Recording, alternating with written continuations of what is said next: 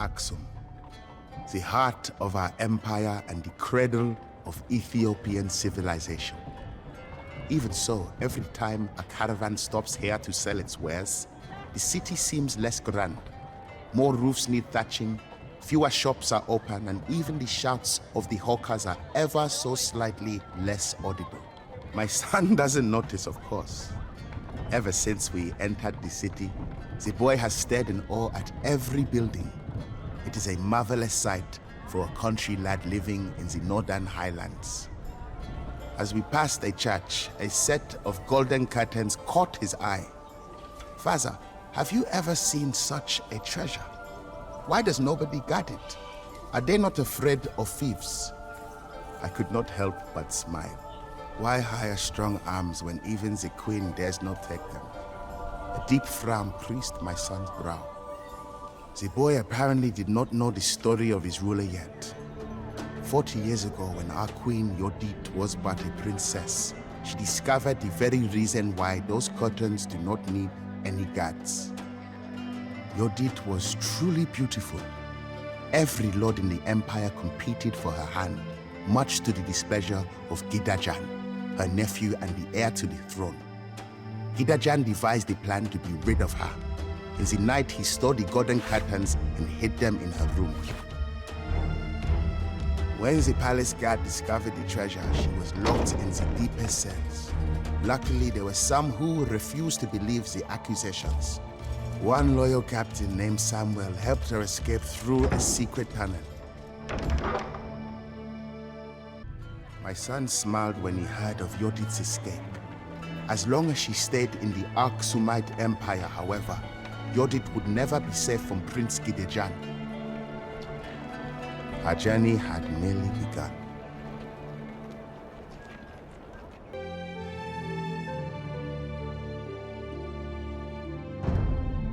Despite the late hour, the market of Aksum was still crowded.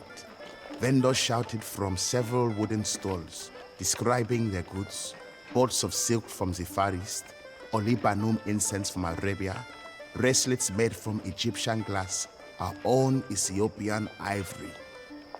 Tired of browsing the stalls, we sat down on a low wall next to a shop. Father, Daniel said, will you please tell me the rest of Yodit's story? Despite my fatigue, I decided to entertain the boy. Yodit traveled north for many years, searching for someone who could help her seek revenge for the humiliation she had suffered at the hands of Gidejan. Eventually, when making camp near the border of Egypt, the princess had rumored that perhaps presented the opportunity she had been awaiting. The Syrian Prince Anubis was traveling the region looking for a suitable bride. But how could she, an exiled princess, convince such a powerful man? Of course, Zanobis was impressed by Yodit's achievements. He sought after this famous princess and asked her to marry him. Daniel responded, Queen Yodit is truly a strong woman, Father. How did she? I quickly raised my hand to stop him. No, son. No more questions now. It will soon be dark and we need to return to the inn. The meal will do us both much good. Perhaps I shall tell you about one of her great victories before going to bed.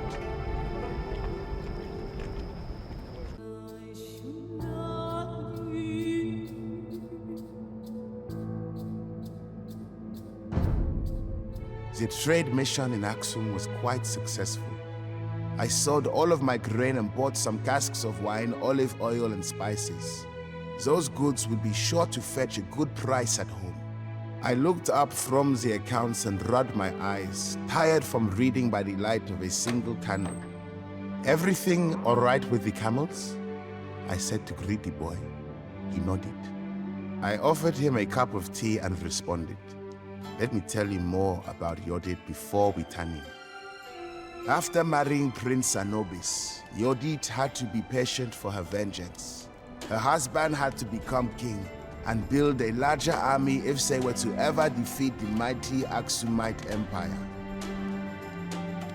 5 years had passed since Anubis had taken the throne when Yodit learned that the Aksumite king, Dagnajan, was planning a military expedition to the east.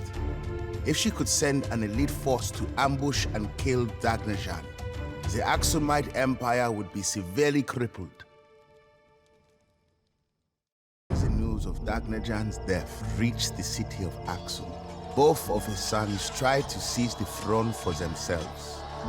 A civil war broke out, and the once mighty empire began to crumble. Of course, Yodit would... A soft snoring drew my attention to my son. The lad was already sleeping.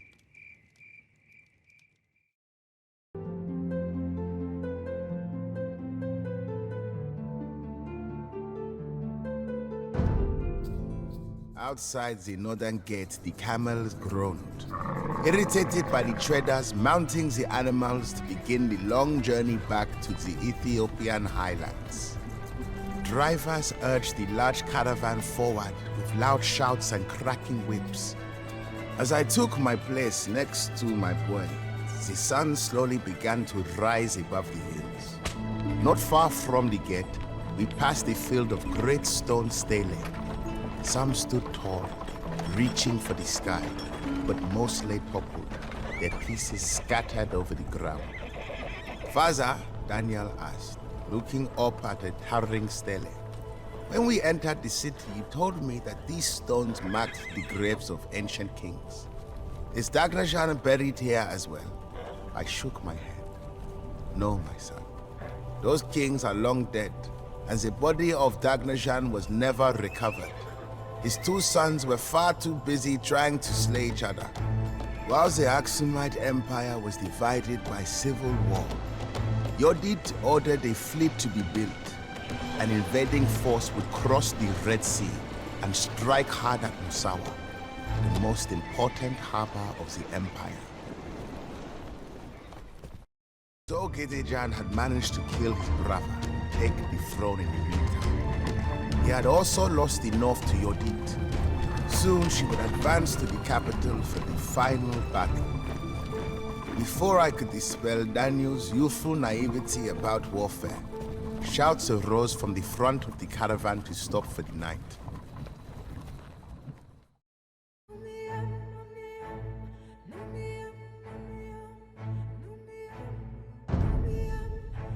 The caravan had stopped at the top of a hill after a long day of traveling. Some merchants sat around the campfire, sharing wineskins and roasting a goat. Others were already pitching their tents. Up here, the nights could be very cold. Daniel had just finished his portion of goat. Father, would you finally tell me how Yodit became queen of Aksum? Before I could respond, Tariku, an old, lean merchant with white hair, stood up. He stared fiercely at my son with his one eye. So you want to hear about our good queen? Tariku fought against Yodit's troops in Aksum, I whispered to my son. Daniel could only nod to the one-eyed man. 30 years ago, Tariku began solemnly. I was patrolling the northern hills of Aksum. Suddenly, I saw a sea of banners in the distance. The sun reflected upon rows of armored men. Yodit had finally arrived to destroy the cradle of Ethiopian civilization. I shivered, for her fury was legendary. I saw how Gideon finally fell, his body covered with blood. He was wrong to kill his brother, yes, but he was the rightful heir to the throne. I tried to defend my homeland from disaster and lost my eye for it. A small price for such an honor. Now you remember this well, boy. Yodit's rise to the throne was not some glorious adventure. It was a bloody mess. The old man leaned back, sighing. Glancing at my son, I noticed that he suddenly seemed older than he had this morning. Nobody dared to whisper another word.